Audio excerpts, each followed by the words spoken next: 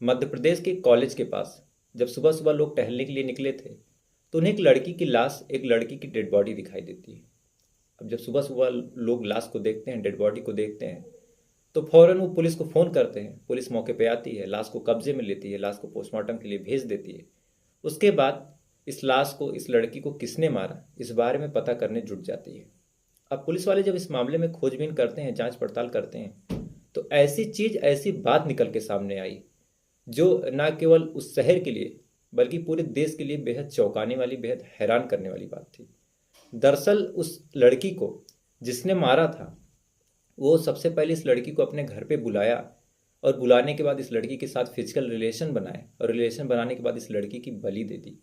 और इसने ना केवल इसी लड़की की बलि दी बल्कि एक और लड़की की बलि दी, और जिसने बलि दिलवाई वो तो न जाने कितनी लड़कियों की ऐसी बलि दिलवा चुका है। तो आदाब, नमस्कार, जय हिंद, वंदे मातरम। मैं आपका अपना ठाकुर प्रखर सिंह। आज मैं जिस कहानी के साथ, जिस सच्ची घटना के साथ हाजिर हुआ हूँ, इस कहानी को, इस घटना को सुनने का, इस घटना को बताने का सबसे हैरान कर देने वाले पार्ट ये है कि पुलिस इस कहानी में, इस घटना में एक मामले का खुलासा करती है और कई ऐसे मामले, कई ऐसे बलि के मामले खुल जाते हैं जिसके बारे में पुलिस को शायद, अगर ये मामला ना होता तो उस और जो बाकी और मामले हों, उन मामलों के बारे में पुलिस को कोई अंदाजा नहीं था। तो अब सीधा चलते हैं आज की इस कहानी के ऊपर। लेकिन कहानी शुरू करूँ उससे पहले आपसे वही अनुरोध, वही निवेदन कि अगर आप हमारे वीडियो पे नए हैं, हमारे चैनल पे नए हैं, तो वीडियो को एक लाइक कर लीजिएगा, चैनल को सब्सक्राइब कर लीजिएगा, एक कमेंट, एक कोई सुझाव, एक कोई सजेशन मेरे नाम पे कर दीजिएगा। क्योंकि जब आप लाइक कर देते हैं, सब्सक्राइब कर देते हैं, कमेंट कर देते हैं, तो इतना ज़्यादा मोटिवेशन, इतनी ज़्यादा ऊर्जा मिलती है कि डेली और अच्छी अच्छी वीडियोस लाने के लिए, अच्छी अच्छी कहानियाँ खोजने के लिए एक तरह से बहुत ज़्यादा ऊर्जा मिल जाती है और मेहनत करने के लिए। तो प्लीज़, कुछ लगता नहीं है, बस एक बटन दबाना है, तो एक लाइक कर दीजिए, सब्सक्राइब कर दीजिए। तो अब सीधा चलते हैं आज की इस कहानी के ऊपर। मध्य प्रदेश के ग्वालियर में एक थाना लगता है, हजीरा थाना, और वहीं पे एक कॉलेज है, IIITM कॉलेज, और उसी कॉलेज के नाम से एक सड़क भी जानी जाती है। जब सुबह सुबह लोग उसी सड़क पे टहलने के लिए निकलते हैं, तो निकलने के बाद वो देखते हैं कि वहाँ पे एक लड़की की लगभग 30-35 साल उम्र रही होगी, एक लड़की की लाश रखी हुई है, लाश पड़ी हुई है। अब सुबह सुबह जब आदमियों के सामने, जो लोग टहलने के लिए निकले थे, उन लोगों के सामने एक लड़की की लाश मिलती है, तो थोड़ा सा घबराहट, थोड़ा सा हैरानी होती है, लोगों में कौतूहल फैलता है कि सुबह सुबह ये किसकी लाश देख ली। उसके बाद जो लोग थे वो पुलिस को फ़ोन करते हैं, पुलिस मौके पे आती है, उस लाश को कब्जे में लेती है और आसपास के लोगों से पूछताछ करने लगती है कि ये लड़की आखिर है कौन, इसके बारे में कोई कुछ जानता है। तो शुरुआत की पूछताछ में उस लड़की के बारे में पुलिस को कोई भी जानकारी, कोई भी इंफॉर्मेशन नहीं मिलती है। अब पुलिस वाले उस लाश को कब्जे में लेते हैं, पोस्टमार्टम के लिए भेजते हैं। अब अपने तरीके से, अपने तरफ से पुलिस वाले दो मामले में, दो पहलू से जांच पड़ताल करने लगते हैं। पहला कि ये लड़की है कौन, और दूसरा इस लड़की को किसने मारा। अब पुलिस वाले छानबीन करते हैं, जांच पड़ताल करते हैं। एक दिन बीतता है, 2 दिन बीतता है। लगभग 2 दिन बीतने के बाद कहीं से पता चलता है पुलिस वालों को, उनके मुखबिरों के जरिए, कि इस लड़की का नाम आरती मिश्रा है और ये एक ऑटो वाले के साथ लिव इन रिलेशनशिप में रह रही है। अब पुलिस वाले जब ये बात सुनते हैं कि किसी के साथ रिलेशनशिप में रह रही है और इसकी मौत हो गई और वो आदमी अभी तक कंप्लेन करने नहीं आया, तो पुलिस को लगता है कि कहीं ना कहीं जो ऑटो वाला है जिसके साथ ये रह रही थी, वही इन सब सारे मामलों में जिम्मेदार है, उसी ने ये सारी चीज़ की है। अब पुलिस वाले भाग के उस ऑटो वाले के पास जाते हैं, उसे गिरफ्तार करते हैं और गिरफ्तार करके थाने ला के इस मामले की पूछताछ शुरू से शुरू करते हैं। उसके बाद एक तरह से सीधा सीधा जो इल्ज़ाम था उस ऑटो वाले के ऊपर डाल देते हैं। अब पुलिस वाले जब इस बात की पूछताछ उससे करते हैं और जब उसे पता चलता है, उस ऑटो वाले को, कि जिसके साथ वो लिव इन रिलेशनशिप में रह रहा था उसकी मौत हो चुकी है, तो फूट फूट के रोने लगता है। अब पुलिस वालों की जो निगाह है बड़ी पारखी होती है। जब ऑटो वाले को रोता देखते हैं तो उन्हें लग जाता है कि हो ना हो, इस मामले में ये ऑटो वाला जिम्मेदार नहीं है, क्योंकि ये रो रहा है और इसके रोने से ऐसा लग रहा है कि इसकी वाइफ के, इसके साथ, जिसके साथ ये लिव इन में रह रहा है, उसके मरने की खबर इसे नहीं थी, यानी इसने ये हत्या, ये मर्डर नहीं किया। अब आरती के बारे में उस ऑटो वाले से और पूछताछ की जाती है, तो वो ऑटो वाला बताता है कि इसकी पहले शादी हो चुकी थी, लेकिन ये पिछले 12 सालों से मेरे ही साथ लिव इन में रह रही है और इसका एक पति भी था जिससे इसका ऑफिशियली तलाक नहीं हुआ है। पुलिस वालों को लगता है कि हो ना हो, या फिर हो सकता है कि जो पति है जिससे इसका तलाक नहीं हुआ, उसी ने तो बदला लेने के लिए या फिर किसी बात से खून खा के इसकी हत्या न कर दी हो। तो पुलिस वाले भाग के इसके पति के पास जाते हैं, उसे उठाते हैं, उसके पूरे घर वालों को उठाते हैं और उठा के पूछताछ करते हैं। तो पति कहता है और बाकी उसके घर वाले भी कहते हैं कि जब से ये इस ऑटो वाले के साथ लिव इन रिलेशनशिप में गई है, लिव इन में रहने गई है, तभी से मेरे लिए मेरे परिवार के लिए मर गई है। तब से हमने इससे कोई मतलब ही नहीं रखा। और बाकी ऐसे कई सबूत उस परिवार वालों ने दिए जिससे प्रूफ हुआ कि इस आरती और उसके पहले हस्बैंड से कोई एक दूसरे से कई सालों से कोई संबंध नहीं था। अब पुलिस वालों के लिए बेहद चौंकाने वाली बात कि दो तरह से नाम आ सकते थे, एक ऑटो वाले के और एक उसके पहले पति के, और दोनों इस मामले में जिम्मेदार नहीं है। अब पुलिस उसके पति को भेज देती है और इस ऑटो वाले से और पूछताछ करती है और कहती है कि ये बताओ, अगर तुम्हारी वाइफ जिसके साथ तुम रह रहे हो लिव इन रिलेशनशिप में, वो पिछले 48 घंटों से गायब है, तुमने मिसिंग रिपोर्ट क्यों नहीं लिखवाई? ये बड़ा जायज़ क्वेश्चन था। तब वो ऑटो वाला कहता है कि इसका जो कैरेक्टर था, इसका जो चाल चलन था, इसके जो लक्षण थे, वो मुझे कुछ कम समझ में आते थे, क्योंकि ये कई बार ऐसे 2-2 3-3 दिन के लिए चली जाती थी कहीं और आती नहीं थी। तो ये बड़ी कॉमन सी बात है कि 2-3 दिन तक ये गायब रहे। पुलिस वालों को थोड़ी हैरानी होती है कि एक आदमी जिसके साथ वो प्यार करता है, जिसके साथ वो लिव इन रिलेशनशिप में रह रहा है, वो 2-2 दिन तक गायब रह रही है, इसको कुछ फ़र्क क्यों नहीं पड़ रहा और इस किस चाल चलन के बारे में बात कर रहा है।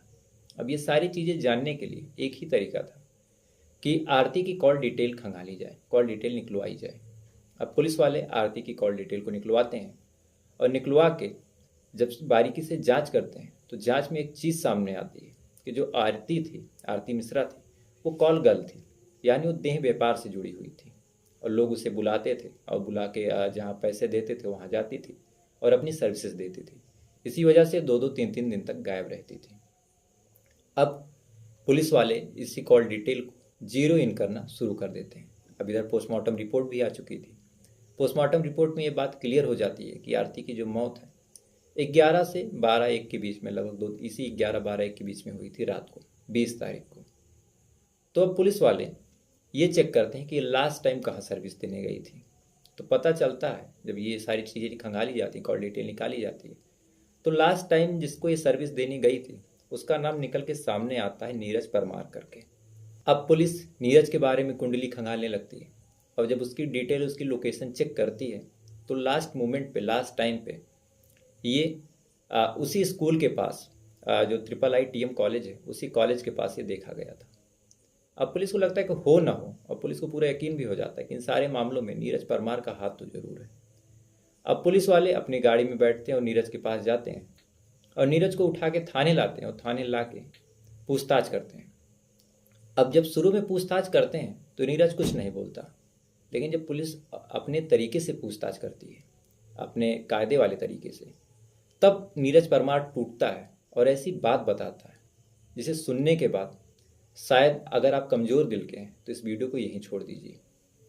दरअसल नीरज बताता है कि उसकी गर्लफ्रेंड मीरा और उसका गर्लफ्रेंड का जो भाई यानी नीरज का जो साला है बेटू भदौरिया, और उसकी जो वाइफ ममता भदौरिया है, बेटू और ममता को शादी के लगभग 18-19 साल हो गए थे, लेकिन फिर भी इन दिनों को कोई बच्चा नहीं था। अब समाज के ताने, सास ससुर के ताने, ये सारी चीज़ें जब मिलती थी तो ममता और बेटू काफ़ी ज़्यादा परेशान रहने लगे। और एक दिन बेटू अपनी बहन मीरा से कहता है कि क्या कोई तरीका है, कोई झाड़ फूक, कोई तंत्र मंत्र, सारी चीज़ें कराई जाएँ जिससे कुछ शायद संतान उत्पन्न हो जाए। अब मीरा ये बात जब सुनती है तो अपने बॉयफ्रेंड नीरज परमार को कहती है। अब नीरज जब ये बात सुनता है, उसकी गर्लफ्रेंड उससे कहती है कि तुम्हें जिम्मेदारी दी जा रही, कोई ऐसे पंडित को, कोई ऐसे बाबा को खोजो। तो नीरज कहता है कि एक बाबा हैं जो अपने मंत्र से संतान की उत्पत्ति करवा देंगे, उनके पास बड़ी क्षमता है, मैंने उनके बारे में सुना है। उसके बाद वो उस बाबा का नाम बताता है, सखी बाबा। कहता है कि आप इनसे मिल लीजिए और ये बड़े सिद्ध बाबा हैं। अब जब मीरा ये बात सुनती है, नीरज बताता है, तो मीरा अपने भाई बेटू को बताती है और बेटू अपने बहन मीरा से कहता है कि नीरज से कह दो कि वो आ जाए, क्योंकि ये सारी चीज़ वो जानता है कि ये बाबा कहाँ मिलेंगे। तो नीरज हमारे साथ चले और चल के मिलवा दे।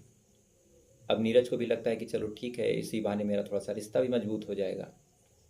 अब बेटू और नीरज सखी बाबा के पास जाते हैं और जाके कहते हैं कि बाबा हमारे कोई बच्चा नहीं है और हमें बच्चा चाहिए। ये सारी बात जब अपने दुखड़े को रोते हैं, अपनी तकलीफ को बताते हैं, तो सखी बाबा उनसे कहता है कि देखो, अगर इतने सालों में तुम्हें बच्चा नहीं हुआ तो इसका मतलब जो देवी हैं वो नाराज हैं और हमें बलि देनी होगी। अब इसके बाद कहते हैं कि बलि देनी होगी। अब ये घर पे आता है, अपनी वाइफ को बताता है, ममता को और मीरा को, अपनी बहन को, कि अब बलि देनी होगी, किसी लड़की की बलि देनी होगी। तो अब सवाल सबसे बड़ा इन लोगों के सामने ये था कि बलि तो देनी है, लेकिन एक ऐसी लड़की की बलि देनी होगी जिसके बारे में कोई पूछे ना, ज़्यादा किसी को फर्क ना पड़े, क्योंकि अगर फर्क पड़ेगा, खोजबीन होगी, तो हम बलि देने के बाद फंस जाएंगे। इसके बाद ये सारी चीज़ें ये एक दूसरे से पूछताछ कर ही रहे थे, एक दूसरे से ऐसी लड़की, ऐसी महिला के बारे में खोजबीन कर ही रहे थे। तभी टीवी पे मर्डर 2 फिल्म आ रही थी, और इस फिल्म में एक आदमी है, अगर आपने फिल्म देखी हो, जो कॉल गर्ल्स को बुला के उनकी हत्या कर देता है, उनका मर्डर कर देता है। तो ये मूवी देखने के बाद इन सारे लोगों को एक आइडिया आता है कि क्यों ना हम कॉल गर्ल को बुलाएं, और बुलाने के बाद उससे सर्विस लें या फिर ना भी लें और उसकी हत्या कर दें, क्योंकि कॉल गर्ल के मरने के बाद किसी को ज़्यादा फर्क नहीं पड़ेगा। उसके बाद हम अपने सारे तांत्रिक काम करेंगे और हमारा बच्चा हो जाएगा। अब इसी क्रम में ये 20 तारीख को जो नीरज परमार है, ये आरती को फ़ोन करता है और पूछता है कि कितने रुपए लोगी। तो आरती बताती है 5,000। तो नीरज कहता है कि हम तुम्हें 10,000 देंगे लेकिन पूरी रात के लिए तुम्हें आना होगा। अब आरती को भी लगता है कि हम 5,000 लेते हैं, ये दुगना दे रहा है, तो पूरी रात के लिए क्या ही दिक्कत है। अब आरती आती है, बारी बारी से नीरज और बेटू उसके साथ फिजिकल संबंध बनाते हैं, शारीरिक संबंध बनाते हैं। उसके बाद उस बाबा को वीडियो कॉल करते हैं, जो सखी बाबा है उसको वीडियो कॉल करते हैं। वीडियो कॉल करके उससे कहते हैं कि आप बाबा, लड़की हाजिर है, क्या करना है वो बताइए। तो सोच के देखिए, वो बाबा इन्हें वीडियो कॉल पे सारी तंत्र क्रियाएं बताता है। ये बारी बारी से करते हैं, और करने के बाद जब वो बलि की बात इशारों इशारों में कहता है, तो ये दोनों नीरज और बेटू उसे पकड़ते हैं, और ममता और मीरा मिलके उस आरती मिश्रा का गला घोट देते हैं, और गला घोटने के बाद फिर चाकू से इसका गला काट देते हैं। अब इसके बाद बाबा कहता है कि इस लाश को मेरे पास लेके आओ। अब लाश को लाने के लिए ये अपनी बाइक पे, अपनी स्कूटी पे नीरज और बेटू बैठते हैं और बीच में मीरा की लाश को रखते हैं और लेके जाने लगते हैं। और लेके जाने के बाद जैसे ही IIITM कॉलेज के पास पहुंचते हैं, अचानक से इनकी स्कूटी स्लिप हो जाती है, और स्लिप होने के बाद जो आरती मिश्रा की लाश है वो गिर जाती है। इसके बाद, इससे पहले कि ये लाश को उठाते, इन्हें कुछ आहट, कुछ लोगों के आने की आहट महसूस होती है। इसके बाद ये उस लाश को, उस बॉडी को वहीं पे छोड़ के भाग जाते हैं। अब पुलिस ये सारा वाकया जब सुनती है तो उसे लगता है कि चलो एक मामले का खुलासा हुआ, ये सारी चीज़ें ख़त्म हुई। अब आरती कौन है ये पता चल गया, इसकी हत्या कैसी हुई ये पता चल गया, लेकिन पुलिस यहीं गलत थी। अब जब पुलिस उस बाबा को, सखी बाबा को उठाती है और ये सारी चीज़ें पूछती है कि क्या तुमने ये कराया, तो सखी बाबा ऐसी चीज़ बताता है जो अपने आप में बेहद हैरान करने वाली, बेहद चौंकाने वाली, और शायद अगर ये दोनों पकड़े ना जाते तो न जाने कितनी और हत्याएं हो जाती। सखी बाबा बताता है कि 20 तारीख के ठीक 5 दिन पहले, यानी कि 15 अक्टूबर को, इन्होंने एक दूसरी लड़की की बलि दी थी जिसका नाम नीरू था।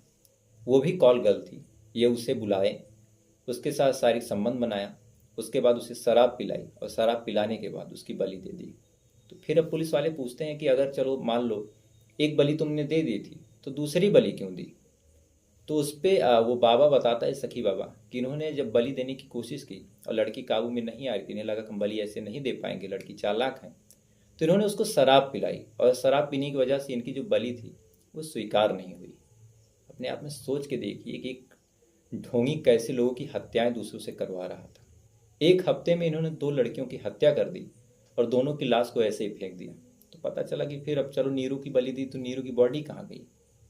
तो पुलिस को दोनों, नीरज और वो, बॉडी की लोकेशन बताते हैं। पुलिस वहाँ जाती है, बॉडी को बरामद करती है, और बरामद करने के बाद उस बॉडी का, चूँकि उस लाश का कोई क्लेम करने वाला नहीं था, उस बॉडी का अंतिम संस्कार करवा देती है। अब फिर इस बाबा से पूछताछ जब की जाती है और बाबा से कहा जाता है कि आपको ये बात कैसे पता चली कि बलि देने पे सारी चीज़ें हो सकती हैं, तो बाबा कहता है कि ऐसे काम मैंने पहले भी किए हैं। यानी सोच के देखिए, एक ढोंगी कितने लोगों की हत्याएं, कितने लोगों की बलि करवा चुका था, और अगर ये पकड़ा ना जाता तो न जाने कितनी और बलि ये ऐसे करवा देता। तो फिलहाल ये थी पूरी कहानी। उम्मीद है आपको कहानी पसंद आई होगी कि कैसे एक अंधविश्वास के चक्कर में, एक संतान के चक्कर में दो लड़कियों की बलि दे दी गई, दो लड़कियों की जान ले ली गई। और इसमें सबसे अजीब बात यह है कि जो लड़कियां ऐसे गलत काम करते हैं, जिस फरोशी करती हैं, उनके मरने के बाद उनकी बॉडी तक लेने वाला कोई नहीं होता। आज का समाज ये बात जानता है कि अगर हम किसी गलत काम करने वाली लड़की को मार देंगे तो उसके साथ स्टैंड लेने वाला, उसके साथ खड़ा होने वाला शायद इस संसार में कोई है नहीं। इसलिए लोग ऐसी चीज़ों का फ़ायदा भी उठाते हैं। और एक तरह से एक पढ़े लिखे परिवार में जिससे संतान की इच्छा है, अगर आपको पुत्र रत्न की प्राप्ति करनी है तो आपको अगर नहीं हो रहा तो साइंस टेक्नोलॉजी इतनी आगे है, आप टेस्ट ट्यूब बेबी करवा सकते हैं। नहीं तो किसी गरीब के बच्चे को गोद ले सकते हैं। अगर आप किसी गरीब के बच्चे को गोद ले रहे हैं या फिर किसी अनाथ को गोद ले रहे हैं तो उस बच्चे की भी किस्मत खिल जाएगी, आपकी भी किस्मत खिल जाएगी। और आपको न किसी पाप का भागी बनना पड़ेगा, न किसी गलत काम का भागी बनना पड़ेगा, और आप खुशी खुशी रहेंगे। और जिस माँ बाप ने, चाहे वो बेटू हो चाहे ममता हो, जिन्होंने ये काम किया, अब वो अलग अलग जेल में शायद ताउम्र तक रहें, और उन्हें कभी भी किसी संतान या फिर किसी बच्ची की झलक देखना अब उनके लिए नामुमकिन हो गया। और इस क्रम में जो उनके साथ नीरज और मीरा भी शामिल थे, उन्हें भी शायद कई सालों की जेल हो जाए। तो जो अपने प्यार को पूरा करने के लिए एक बच्चे की, एक लड़की की बलि दिलवा दिए नीरज, मीरा और मीरा के फैमिली वाले को इम्प्रेस करने के लिए, शायद अब उनका प्यार भी कभी पूरा ना हो। तो फिलहाल ये थी पूरी कहानी। उम्मीद है आपको कहानी पसंद आई होगी, और इस कहानी में शायद कुछ मैंने गलत भी बोला तो उसके लिए माफ़ी चाहूँगा। और अगर आपको कहानी अच्छी लगी हो, वीडियो अच्छी लगी, तो वीडियो को एक लाइक कर लीजिएगा, चैनल को सब्सक्राइब कर लीजिएगा। और कल कई लोगों का कमेंट आया था, लेकिन रिप्लाई मैं नहीं दे पाया क्योंकि तबीयत ख़राब है। रिप्लाई थोड़ा लेट हुआ कमेंट का, तो प्लीज़ आप लोग गुस्सा मत होइएगा। आज थोड़ा सा बेटर फील कर रहा हूँ तो रिप्लाई आज सारे कमेंट्स के मैं दूंगा। और अगर आप लाइव देख रहे हैं, लाइव देखते हैं, तो मेरा आपसे निवेदन है कि आप डेली 8:30 बजे लाइव आके इस कहानी को देखा करिए, ऐसी कहानियों को। अब मुझसे भी बात होगी, आप लोग एक दूसरे से भी लाइव चैट में बात कीजिए।